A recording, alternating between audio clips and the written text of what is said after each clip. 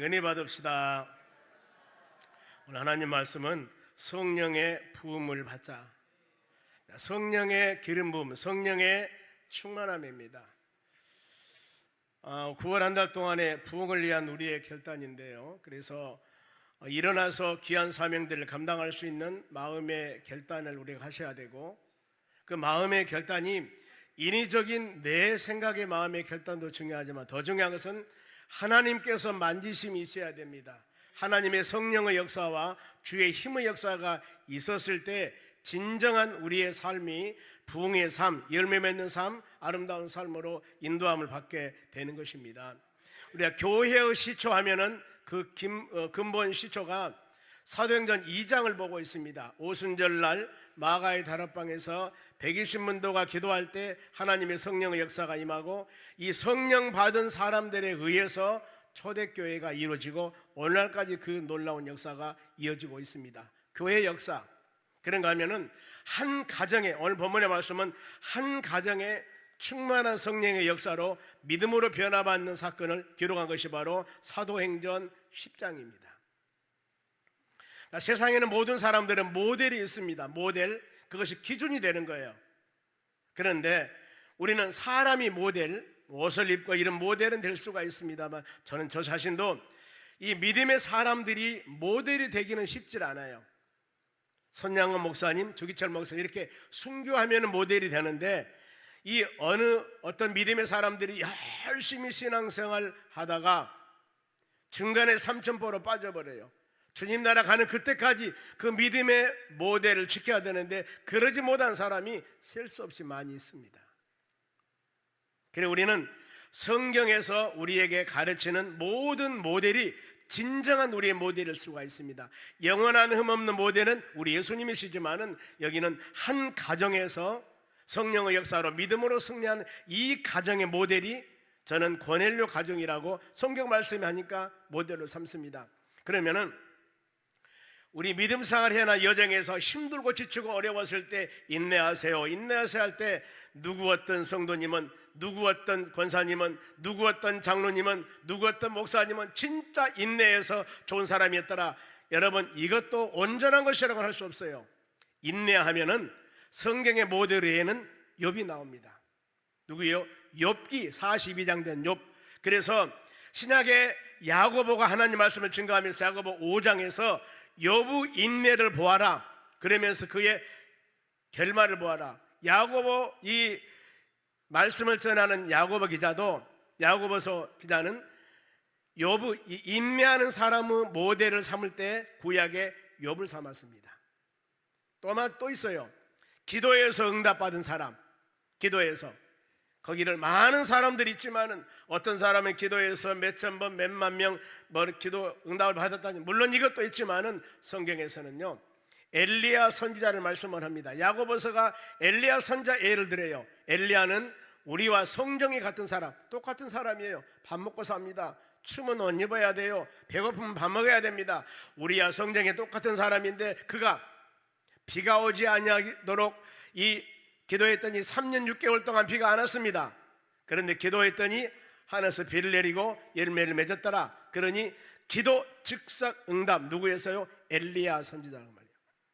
우리는 이와 같이 한 모든 삶의 모델이 있습니다. 그 모델을 잘 본받아서 믿음으로 나가는 것. 그러면은 고넬료라는 사람이 지금 가정의 성령의 충만함, 모든 삶의 모델이 되는데, 그러면은 이 고넬료라는 사람은 어떤 가정에 태어났으며 직업이 어떤 사람인가, 신앙이 어떤 사람인가 한번 점검해 봐야 되지 않겠습니까?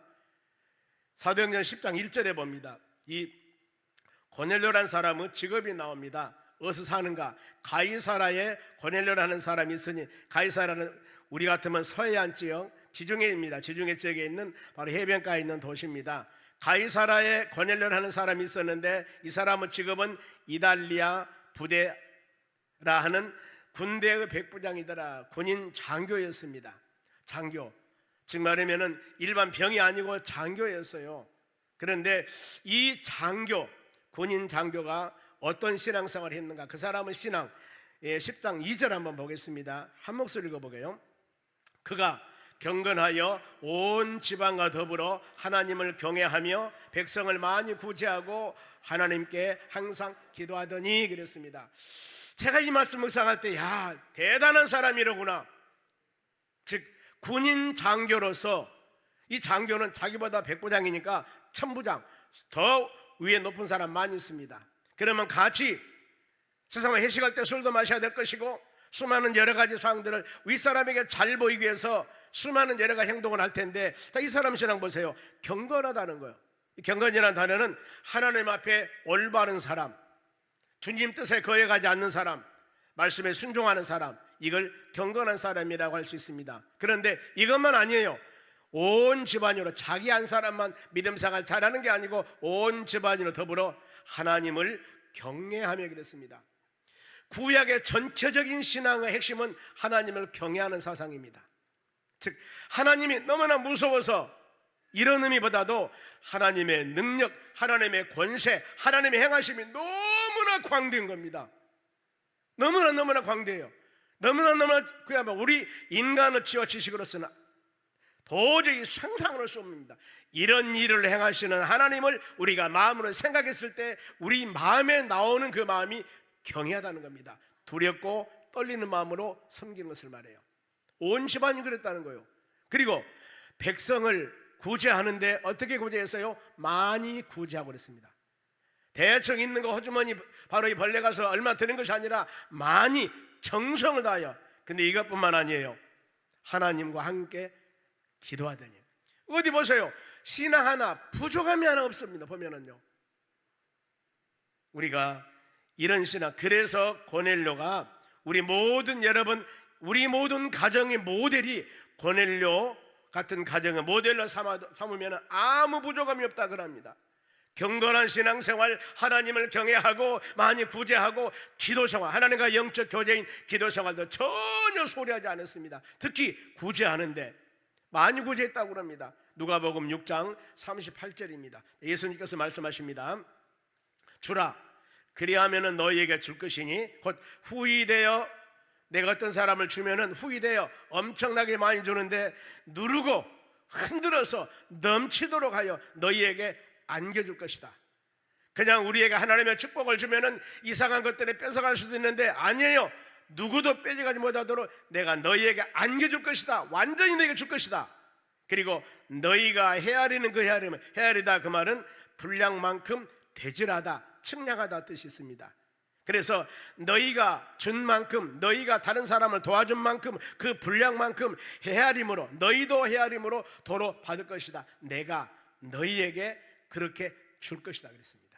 누가? 예수님 말씀이에요. 어떤 사람에게 많이 구제하며 바로 이런 일을 행하실 때 하나님께서 흔들어 넘치도록 내가 너희에게, 다른 사람이 아닙니다, 너희에게 줄 것이라고 성경은 말씀하고 있습니다. 그래 우리는 주는 자가 복이 있다고 성경은 가르칩니다. 여러분, 할 수만 있으면 주고 사는 사람이 되시기 바랍니다. 없고 힘들어도 남을 주며 살아야만이 하나님께서 복을 주시는 것인데, 내가 있는데도 자꾸 받기만 하려면 바로 그 정신은 올바른 정신이 아니에요. 이런 신앙을 갖고 있는 고넬료에게 어느 날 신비한 하나님 은혜가 임하게 됩니다. 기도하는 사람이기 때문에 매일 기도하는데 어느 날 간절한 마음으로 기도하고 있을 때 신비로운 환상을 보게 됩니다. 즉 하나님의 사자 천사가 환상 중에 욥바에 있는 베드로를 청해라. 지금 고넬료가 어디 산다고 했습니까? 가이사라에 산다고 그랬습니다. 가이사라에서 욥바도 해안 도시입니다만 욥바까지는 약 한 50km, 자로 보면 50km 정도 된다고 합니다. 그러니까 제가 여기저기 한번 요즘 있는 인터넷 찾아봤습니다. 여수가 90km더라고요. 그런데 목포역을 치니까 53km예요. 아, 그렇구나. 목포 정도 되겠구나. 지금 어느 날 여러분, 하나님께서 여러분에게 어느 날 내가 간절한 마음으로 기도하고 있는데 갑자기 저 목포에 있는 어떤 목사님을 모셔다가 가정 예배를 드려라, 이렇게 여러분 하나님께서 말씀을 주시고 은혜를 주었다 할 때, 예 하나님, 너무나 먼데요. 거기만 누가 있습니까? 씌어버리고 천지에 많은 것이 있는데, 많은 사람들이 있는데, 아마 분명히 우리에게 그 적은 길이, 요즘에야 승용차로 가면 되지만 이때는 승용차도 없었어요. 수단이 그 말라니면 걸어서 와야 되니까요. 얼마나 많이 걸어야 되겠어요. 이 목사님 모셔다가 가정 신방 예배를 드리라고 했을 때 고넬료는 바로 한 사람을 보냅니다. 보내서 저 가이사라의 요빠에 있는 베드로를 바로 청하게 됩니다. 베드로 사도님, 저희 집에 와서 좀 예배 좀 들어주십시오 했을 때 하나님께서 베드로 사도가 이 고넬료 가정에 오게 됩니다. 그런데 가정에 모인 사람이 그 가정 몇 명이 아니라 그의 친척들, 가까운 친구들이 모두 모여서 기도하고 있습니다. 자, 우리가 이런 말씀 묵상할 때 요즘에 그렇습니다. 목회자가 가정 신방이 너무나 힘들어요. 초창기 때는 여러분 개척했을 때 참 신방 엄청 다녔습니다. 제가 야간 학교를 다녔어요. 학부도 야간이고 MDV 신학연구원도 야간이고 마지막 졸업할 때 총신에 가가지고 그때 한 학기만 주간을 다녔지 거의 다 야간을 다녔습니다. 왜 그러냐면은 교회를 개척을 했거든요. 학부 3학년 때. 그러니 하나님의 교회를 돌봐야 되니까 낮에 전도하고 신방하고 저녁에 학교를 다녀야만 교회를 돌보지, 아니 낮에 학교 간다고 학교 가버리면은 어느 때 신방하고 어느 때 바로 교회를 돌보냐 그 말이에요. 그래서 공부하는 것은 좀 뒤로 놓고 목회하는 데 전심을 다했습니다. 있는 힘을 다했습니다. 신방 등록 교인들은 일주일에 한 번씩 전부 모든 교인들 가정은 일주일에 한 번씩 꼭 다녔어요. 빠지면 안 될 것 같아서. 그리고 학교 가서 6시 공부가 시작하는데 저녁에 공부하려고 가만히, 지금 차가 있으면 승용차로 가지요. 차를 몇 번 타고 저 신학교까지 가가지고 걸어 다녔으니까요. 2번, 3번 차를 갈아타가지고 거기 가서 공부하려고 정신 차려 앉아있으면 잠이 사르르 와요. 하나님이 이것이 좋습니다. 한참 자고 깨어나서 공부하려면 이제 마지막 시간 끝날 시간이네. 그렇게 학교를 다녔어요. 그런데 그 신방, 그렇게 열심히 했던 신방, 요즘에는 대신방 날을 정해도 이번에는 많이 받았습니다만은 그 신방을 싫어하신 것 같아요. 여러분 그러지 마세요. 그러지 마세요. 고넬료 보세요. 50km나 되는 곳에 가서 하나님의 사자가 명령을 주시니까 그 먼 곳에 있는 목회자를 초청하여 이 예배를 드리지 않습니까? 그래서 여러분 뭐 생일 예배니 아니면은 사업 예배니 안 그러면은 이사 예배니, 어떤 사람은 그렇습니다. 뭐 그 예배가 필요하자고, 필요합니다. 여러분 이사 드렸을 때 이 하나님의 사업장에 일태 하나님의 축복을 주시라고 기도하는 것이 예배가 가장 여러분 기본이에요. 예배가 뭡니까? 하나님께 모든 것을 맡긴다는 의미 아니겠습니까? 말로만 하는 게 아니라 행동으로 옮기는 겁니다. 얼마나 여러분 중요합니까? 그렇게 예배가, 신방 예배가 중요하다는 겁니다. 여러분 그걸 그렇게 여기시기 바랍니다. 이런 신앙 갖지 않으면 그럼 어떻게 모든 걸 주께 맡긴다는 의미가 되는 겁니다. 그러면은 이제 베드로가 신방 왔습니다. 뭐라고 지금 신방 예배를 드리겠어요? 저도 그렇습니다. 가정에 신방 갈 때 준비하고 기도하고 신방 갑니다. 하나님 이 가정에 제일 중요한 것이 믿음으로 첫째 되는 사업장 일터가 되기를 원합니다. 두 번째가 여러분 축복이에요. 믿음으로 세워지지 않는 축복은 여러분 이것은 잘못하면 기복신앙이 되는 겁니다. 올바른 게 아니에요. 예수님께서 우리에게 기도를 가르치십니다. 마태복음 6장이에요. 뭐라고 말씀합니까? 너희는 먼저 제일 먼저 기도할 때 1순위가 그 나라와 의를 구하라고 말씀합니다. 하나님의 나라를 세워나가고 어떻게 하면 말씀과 믿음 안에 온전히 살아갈까, 이것이 첫째. 그리고 먹을 것 마실 것 입을 것, 일용할 양식을 위해서 기도를 하겠지만 이것은 다음이에요. 이것은 두 번째, 세 번째입니다. 가장 첫 번째가 내가 어떻게 믿음 안에 말씀 안에 살아갈 것인가, 내가 하나님의 영광을 위해서 어떻게 살아갈 것인가, 주께서 나의 주는 놀라운 은혜가 얼마나 큰가, 이것이 첫 번이라는 겁니다. 여러분 우리는 하나님의 나라 하나님의 전에 와서 예배 드릴 때 이것을 우선순위를 바꾸는 겁니다. 신앙은 여러분 가르침입니다. 신앙은 교육입니다. 그래서 하나님의 교회 와서 여러분 말씀 들을 때 내가 생각하고 있는 모든 신앙의 상식들을, 모든 신앙의 말씀들을 내 생각이 아니라 하나님의 말씀의 기준으로 생각으로 바로 세워나가시기 바랍니다. 하나님은 반드시 이렇게 말씀합니다. 제일 1번 순위가 여러분 신앙입니다. 여기서 베드로가 지금 가정에 신방 왔습니다. 이 말씀이 사도행전 10장 34절에서 본문에 44절부터 읽었습니다만 43절까지 전체 내용이 바로 베드로가 그 가정에 와서 설교한 신방 설교입니다. 제일 먼저 하나님께서는 사람을 보실 때 외모를 보지 않는다. 하나님은 중심 보신다. 이렇게 말씀을 합니다. 그리고 하나님을 좋아하는 사람이 누군 줄 아느냐? 하나님을 경외하며 의를 행하는 자는 하나님께서 좋아하신단다. 그리고 또 한 가지는 하나님께서 우리를 사랑의 표시로 바로 하나님께서는 독생자 예수님을 세상에 보내셨단다. 예수님 오셔서 선한 일을 행하시고 마귀에 눌린 자를 고치시고 하나님이 항상 너희들과 함께 하신단다. 이것이 증이 돼야 한다 그 말입니다. 너는 이제 은혜를 받았으면 이 증이 돼야 되는데, 예수님 어떤 예수님인 줄 아느냐? 십자가에 죽으셨고 3일 만에 부활하셨고 승천하셔서 하나님 보좌 우편에 계시는데 언젠가는 산 자와 죽은 자를 심판하러 오실 심판줄 안다. 이를 믿는 자들은 예수 이름으로 힘입어서 악한 제사함을 받게 되고 구원받게 되고 영생의 복을 얻을 것이란다. 이걸 지금 전하는 겁니다. 지금 고넬로에게 너 어떻게 하면 승진되고 어떻게 하면 출세하고 아무 말 증거지 않았어요. 믿음으로 바로 세워나가는 것, 하나님이 고넬로에게 원하고 바라는 것이 무엇인가, 이것을 증거해줬다 그 말입니다. 그러면 우리가 이렇게 살아갔을 때 우리의 삶 가운데 우리가 원하는 가장 축복과 은혜와 사랑은 바로 덤으로 풍성하기만 한 역사가 일어날 줄로 믿습니다. 여러분, 가정의 부흥이 되기 위해서는 이렇게 예배드리는데 열심을 다하시기 바랍니다. 이제 이 말씀 은혜 받았으니까 저는 신방 때문에 쉴 시간이 없겠네요. 이제 무슨 말씀인지 알겠습니까? 아무쪼록 여러분, 우리가 예배 드리는데 가정 예배뿐만 아니라 교회 예배 드리는데 전심을 다하는 여러분들이 되시기 바랍니다. 이것이 여러분 부흥된 가정이고 이것이 하나님 보시기에 합당한 믿음의 가정이 되는 것입니다. 그러면은 본문의 말씀으로 들어갑니다. 성령의 부으심, 고넬료 가정같이 여러분의 10년 가운데 우리의 가정의 모든 하나님의 교회도 동일합니다. 성령의 충만함을 받으려면, 성령의 부흥 받으려면 어떻게 할 것인가? 제일 먼저 44절 말씀 봅니다. 베드로가 지금 요바에서 가이사라 고넬료 집에 왔습니다. 이 말할 때 가정 예배를 드려요. 방금 말씀했죠. 사람은 중심으로 오신단다. 예수님이 오셔서 우리의 십자가 죽으셨고 예수 믿어야만 구원 영생 받는다고 이 말씀을 증거했습니다. 베드로가 이 말씀을 할 때, 설교 말씀 드릴 때 어땠어요? 성령이 말씀 듣는 모든 자에게 내려오니 그랬습니다. 성령의 임함, 성령의 충만함, 성령의 역사함이 지금 어느 때 일어났습니까? 말씀 들을 때 누구? 고넬료 가정에서. 그래, 서두에 말씀했습니다.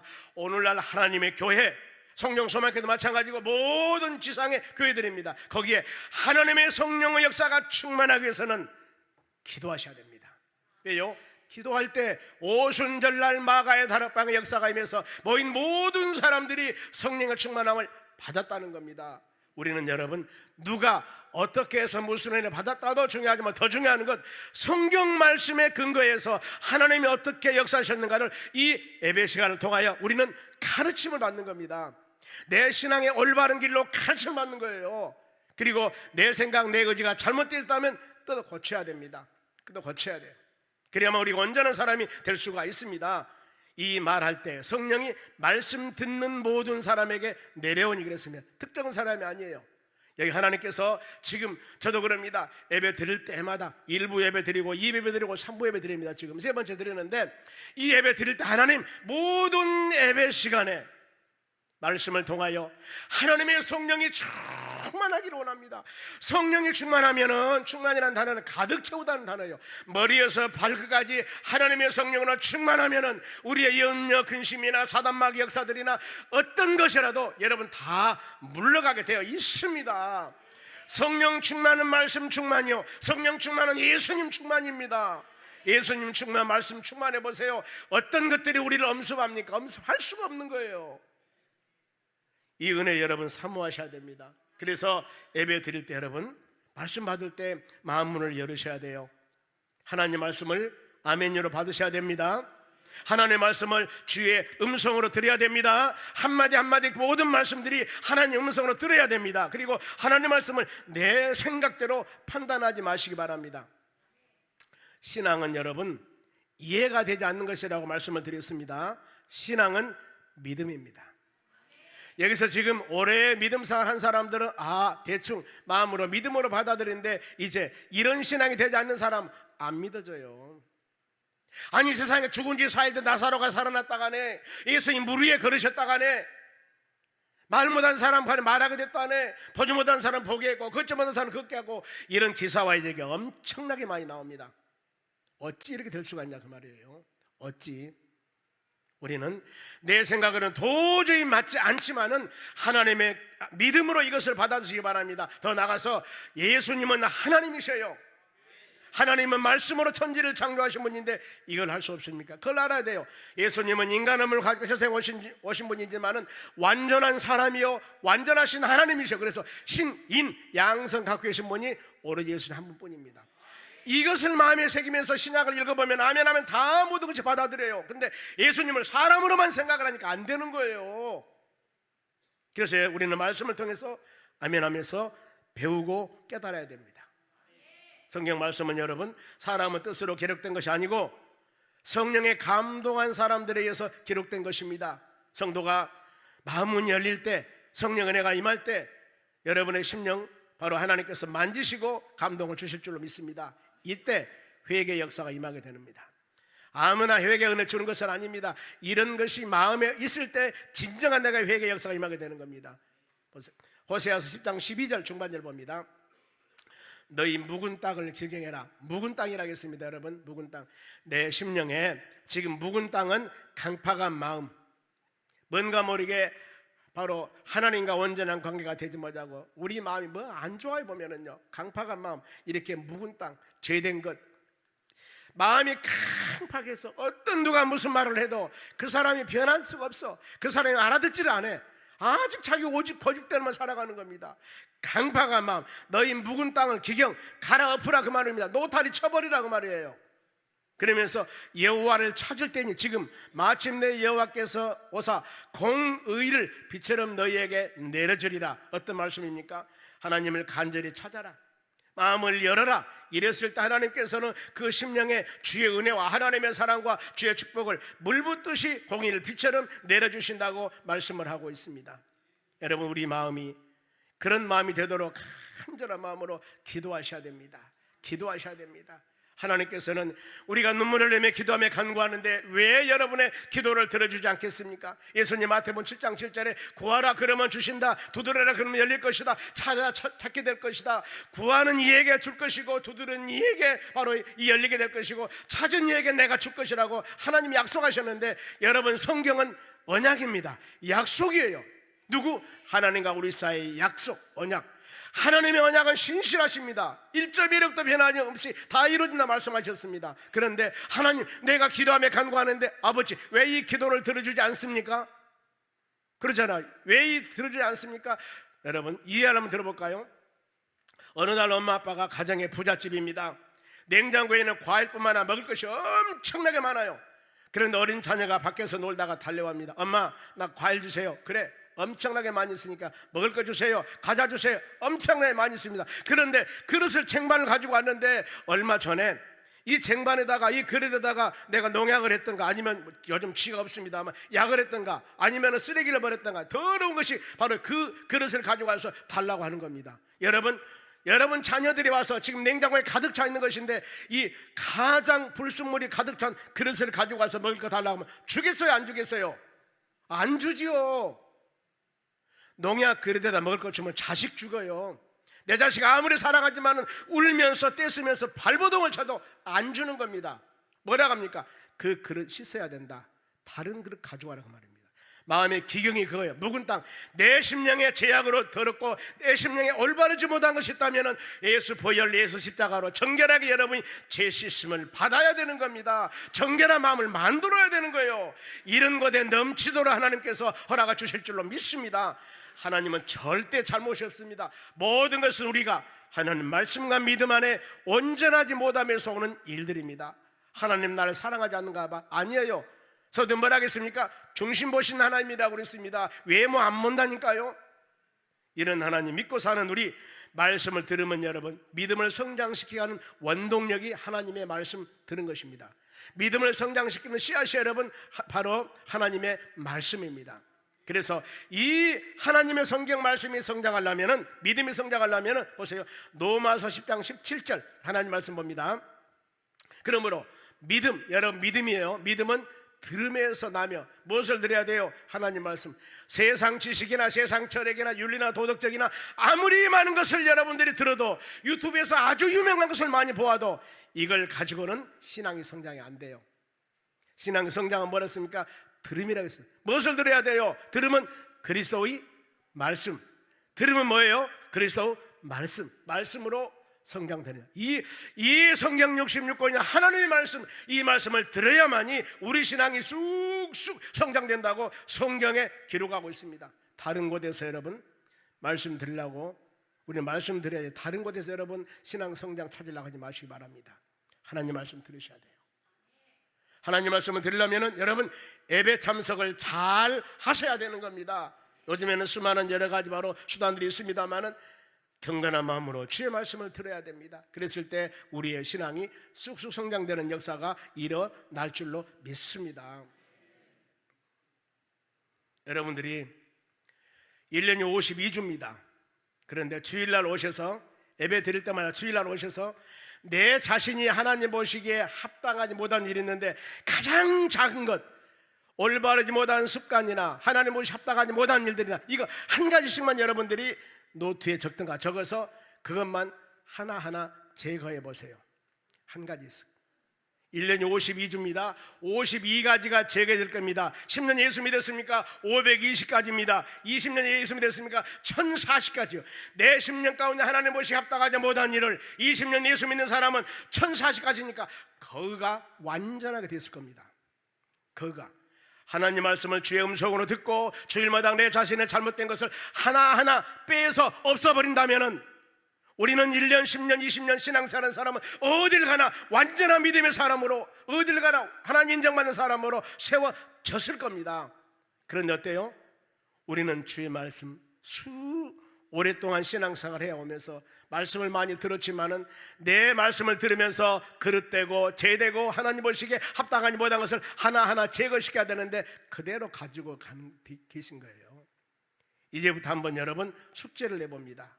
하나님 교회 와서 말씀 들을 때 내 자신, 이거 잘못됐구나, 하나씩만 가장 작은 거, 큰 거 하지 마시고 하나씩만 빼서 없애버리세요.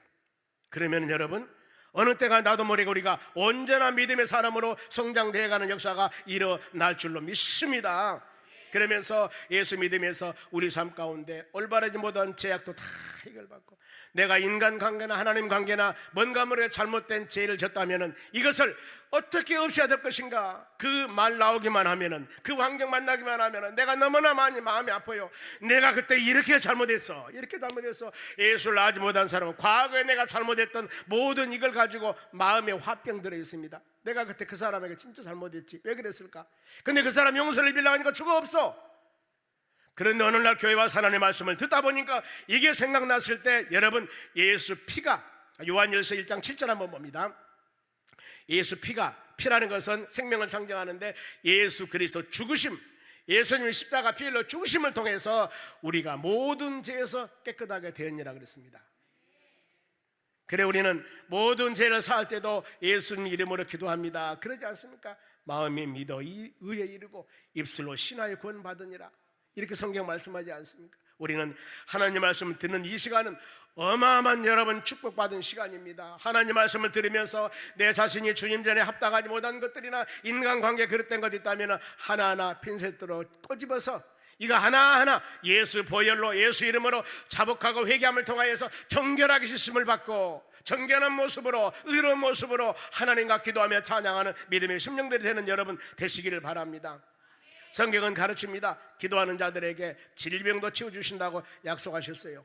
예수님께서는 제자들을 바로 불러서 보내면서 치유 사역을 위임하십니다. 그리고 온 천하에 다니면서 복음을 증거하라고 말씀을 합니다. 부활하신 예수님의 제자들을 찾아갔을 때 제자들이 너무나 믿음이 없으면 책망을 해요. 마음의 강팍함과, 그러면서 너희들은 온 천하에 다니면서 만민에게 복음을 증거하라. 그러면서 치유 사역을 위임시켜줍니다. 마가복음 16장 17절입니다. 믿는 자들에게는 이런 표적이 따른단다. 제자들이 그래요.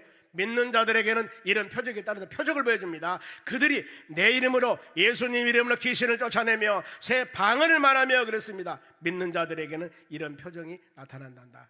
그래서 여러분, 우리가 귀신을 쫓아내는 것 어떻게 쫓아냅니까? 사도행전 16장 18절입니다. 바울 사도가 빌립보에서 복음을 증거할 때, 귀신 들린 여정 귀신 쫓아낼 때 나사렛 예수 이름으로 명하노니 귀신아 나가거라 그랬습니다. 여러분, 그 놀라운 하나님의 말씀은 우리에게 주셨습니다. 오늘날도 동일하는 거예요. 혹시라도 영적으로 바로 묶여있는 그 영혼들을 만난다면, 내 심령이 어렵다면 우리 이렇게 축사해야 됩니다. 나사렛 예수 그리스도 이름으로 명하노니 되도록 귀신아 나가라, 이렇게 명하는 거예요. 왜? 그것이 성경이라니까요. 성경 말씀이라니까요. 성경 말씀이요. 그리고 이것이 표적입니다. 표적, 믿는 자 표적. 더 나가서 새 방언을 말한다고 그랬습니다만, 방언도 역시 마찬가지입니다. 기도할 때 하나님의 놀라운 역사들이 일어납니다. 그리고 이 마가복음 16장 18절 말씀 봅니다. 뱀을 집어 올리며 무슨 독을 마실지라도 해를 받지 아니하며 병든 사람에게 손 얹은즉 나으더라 하시더니라. 어떤 사람이 그랬답니다. 딸하고 엄마하고 교회만 다녀 너무나 힘들어요. 그런데 어느 날 남편을 지금 전도해야 되는데 그 남편이 속상해. 너무나 말도 안 돼. 그랬더니 믿음 좋은 엄마가, 그래, 이 성경 말씀에 뱀을 집으며 무슨 독을 마실지라도 해를 받지 않는다니 내가 바로 독약을 한번 마셔버려야 되겠다. 그래서 농약을 마셨답니다. 그래 살았을까 죽었을까? 죽지요. 여기서 뱀을 집으며 무슨 독을 마실지라도 해를 받지 아니하며 병든 사람은 서로 남을 입었다. 여기서는 위험한 상황에서 지켜주신다는 의미입니다. 위험한 상황에서 뱀이나 독의 위험 상황이 있다 할지라도 하나님께서 믿음으로 사는 자들, 믿음으로 나가는 자들 지켜주신단 말이죠. 그런데 사실적으로 사도행전 28절 말씀에 뱀을 물렸는데 바울 사도가 죽지 않고 섬을 전도한 사례가 멜리데 섬에서 그런 사례들이 있었습니다. 노마로 제수로 가는 동안에 배가 파손되고 멜리데 섬에 갔는데, 섬에서 바로 이 추워서 불을 뜨다 보니까 독사가 물렸어요. 죽어버렸는데 안 죽었거든요.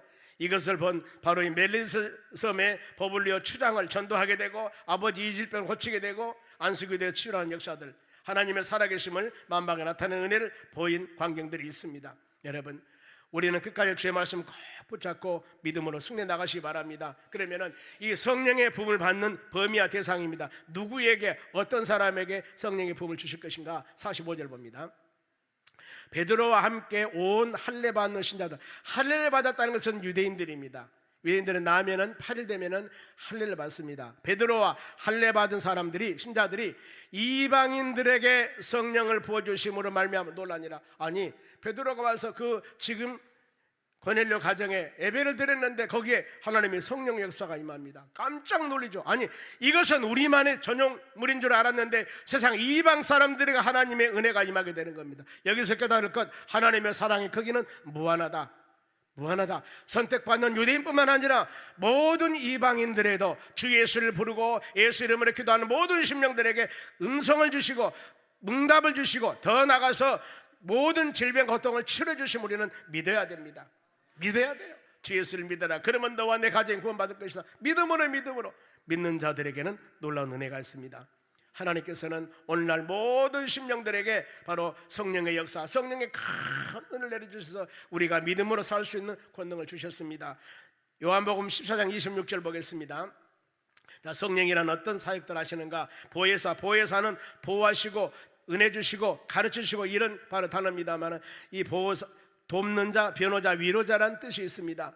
보혜사 곧 아버지께서 내 이름으로 보낼 성령 보혜사 성령입니다. 그가 너희에게 모든 것을, 성령의 사역에 가르치게 하는 것. 여러분, 하나님의 성령께서는 가르치게 합니다. 내가 너희에게 말한 모든 것을 생각나게 하고, 예배 드리면서 말씀 들으면서 옛날 일이나 마음에 사모친들이 많이 생각납니다. 여러분, 이럴 때마다 성령이 나에게 은혜를 주시구나, 그러면서 그 주신 은혜에 따라서 순종하며 나갈 때 여기에 성령의 열매가 맺어지는 것들입니다. 성령이 가르치는 것은 대단합니다. 여러분, 생각나가는 것도 동일합니다. 깨닫게 하는 것인데, 그동안 내가 죄 지었던 것들, 하나님 말씀에 불순종했던 것들, 남에게 상처 주고 아픔 줬던 것들, 이걸 생각날 때마다 우리 여러분 온전한 마음으로 회개하는 여러분 되시기 바랍니다. 성령 사역은 또 있습니다. 요한복음 16장 13절 말씀 봅니다. 그러나 진리의 성령이 오시면은, 성령입니다, 그가 너희를 모든 진리 가운데로 인도하십니다. 여러분, 오늘 하나님의 성전 예배드리러 오신 것도 성령의 인도하심 따라 오심을 믿으시기 바랍니다. 그가 스스로 말하지 않고 오직 들은 것을 말하되 장래일을 너희에게 바로 알리시리니라. 장래일, 내가 어떤 계획을 세워서 무슨 일을 해나가려고 생각을 하는데 뭔가 모르게 좀 마음이 불안하고 초조하고 마음에 은혜가 안 돼. 이럴 때마다 여러분 더 기도하시기 바랍니다. 왜냐하면 하나님이 원치 않은 일, 성령이 막는 일이 있을 수가 있다 그 말입니다. 그런가 하면은 아비 캄캄하고 힘들고 어려운 상황인데 내 마음에 기쁨이 있어, 은혜가 돼. 이럴 때는 여러분 막는 일이라 할지라도 하나님이 기뻐하는 일을 행하였을 때는 반드시 아름다운 열매가 맺는 역사가 일어날 줄로 믿습니다. 이렇게 여러분들이 항상 주 안에서 주님과 동행하는 축복된 삶을 살아가시기 바랍니다. 그러면은 성령의 부음에 열매가 있습니다. 반드시 열매, 성령의 사람은 성령의 열매가 있습니다. 46절 말씀 봅니다. 이는 방언을 말하며 하나님을 높임을 들림이라. 하나님의 이 고넬료 가정에 베드로가 설교하니까 하나님의 성령이 임하는데 증표가 뭐냐면은 이 방언이 나타나는 겁니다. 바로 방언. 그리고 더 나가서 하나님을 높임들더라. 모든 사람들이 하나님을 경배하며 하나님을 찬양하며 이런 삶이 막 임하게 되는 것들입니다. 이것이 여러분 성령의 역사라는 겁니다. 사람이 변해요. 교회를 다니다 보니까 사람이 변합니다. 그리고 내 입에서 주여 예수님 하는 단어가 계속 나오면서 나도 모르는 사이에 하나님을 경배하며 찬양하는 마음이 생기는 겁니다. 그래서 초대교회의 모든 심령들이 성령 받은 징표가 사도행전 2장 4절입니다 보겠습니다.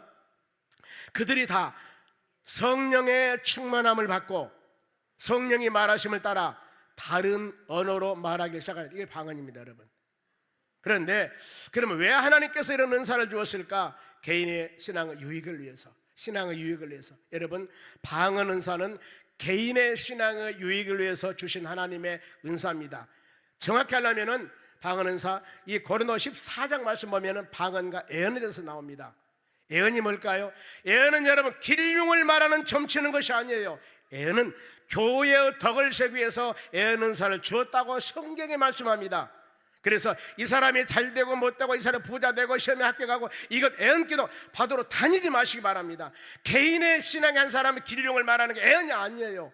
예언은 그 성도를 통해서 하나님의 교회 신앙의 덕을 세기 위해서 주시는 사가 여러분 예언 은사입니다. 그래서 이 고린도 14장 18절 말씀 보겠습니다. 방언 은사예요. 여러분 혹시 우리가 방언 은사를 잘 기도하시기 바랍니다. 많은 분량입니다. 요약을 합니다. 내가 너희 모든 사람보다 방언 더 말함으로 하나님께 감사하노라. 지금 이게 바울로 사도 고백이에요. 바울이 고백합니다. 나는 내가 다른 사람보다도 방언을 더 많이 함을 하나님께 감사하노라. 그러니까 어때요? 바울은 방언기도 많이 했구나. 그러면서 수많은 이 고린도 14장 말씀의 방언에 대해서 말씀을 하면서 마무리를 합니다. 마무리하면서 14장 39절 40절이 마지막인데 방언 말하기를 금하지 말라. 방언하라 그 말입니다. 그런데 모든 것이 품위 있게 하고 질서 있게 하라. 품이란 단어는 적절하게 점잖하게 그 말이에요. 금요 성령 집회 저는 그렇습니다. 모든 사람이 와서 예배드릴 때 할 수만 있으면 여러분들 방언 기도를 통하 있는 힘을 다 하나님께 부르짖는 기도하십시오. 여러분 이렇게 권면합니다. 있는 힘을 다해서 나에게 방언은 자 주신 분 전심을 다 기도하십시오. 그런데 조심할 것은, 점잖아 품위 있게 할 것은 새벽기도 나왔는데 조그마한 공간에서 예배를 드리는데 예배 끝나자마자 계속 방언 기도하면 그 몇 사람들이 어떻게 기도하겠어요? 어떻게 기도해요? 그것이 여러분 품위 있게 질서 있게 하는 말이 그 말입니다. 적절하게 점잖게. 저희 교회 보면은요 기도하는 사람이 계셔요. 예배 드리고 나서 이 5시 예배 드리면 5시 반에 마칩니다. 그러면은 한 10분 20분 되면 다 가셔요. 나머지 부분들 남아서 방언기도 하신 모습 보면 너무나, 제가 서재실에 목양실에 2층이거든요 너무나 감사해요. 여러분 그것이 지혜로운 거거든요. 그것이 지혜로운 사람입니다. 그렇지 않습니까? 같이 기도한 사람은 있는 힘을 다 기도해도 괜찮아요. 그러면서 또 우리가 마음에 새길 건, 방언은 많은 은사 중에 하나의 은사입니다. 하나 은사. 고린도 12장 8절 이하 말씀 보면은 믿음과 지혜와 지식, 영분별, 예언, 통변, 방언, 바로 이 능력 행함, 이런 9가지 바로 은사가 나와요. 그 중에서 수많은 바로 믿음의 은사, 지혜와 지식 은사 많습니다. 너무너무 중요합니다. 그 중에 방언 은사는 그 중에 하나예요. 방언 은사와 성령 받음과 방언 은사와 구원 받음과 전혀 관계 없습니다. 은사와 구원 전혀 관계 없어요. 어떤 사람 그러죠. 성경 귀신 쫓아내라고 그러는데 귀신도 못 쫓아내면서 무슨 구원 받는 사람이고, 아니에요. 여러분, 은사는 하나님이 그 사람에게 필요하기에 주는 겁니다. 그러면 우리는 바로 방언하지 아니하고, 어떤 사람까지 성령 받았는가, 성령 좀 우리가 부족하다 할지라도, 이런 은사가 임하지 않는다 할지라도 우리에게 믿음 은사 있지 않습니까? 하나님 믿는 은사, 많은 지혜와 지식 은사도 있습니다. 내가 모르지만 다 가지고 있어요. 그러면은 이런 은사를 주지 않는 것은 이런 은사가 없어도 충분히 믿음 은사 할 수 있으니까 안 주신 거예요. 나는 아무것도 안 준 것 같아. 아무것도 안 줘도 믿음 생활 잘할 수 있는 신앙 가졌으면 이거 안 줘도 관계없지 않습니까? 여러분, 그거거든요. 이런 잘못된 미혹에 여러분 빠져서는 안 되는 겁니다. 저도 목수합니다. 그런데 대한민국의 목회자들이 방언기도 하지 못한 사람 훨씬 더 한 사람보다 못한 사람이 많을 겁니다. 그러면 이 사람들이 구원받지 못했다면 어떻게 여러분 목회를 했겠습니까? 이런 허무맹랑한 잘못된 것에 절대 미혹되면 안 돼요.